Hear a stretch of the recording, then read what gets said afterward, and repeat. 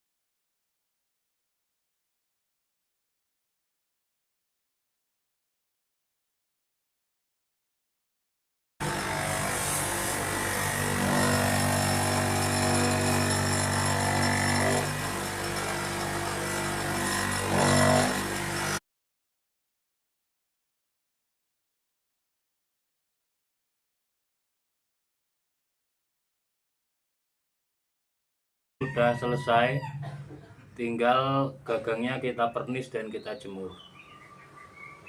Nah, ini karena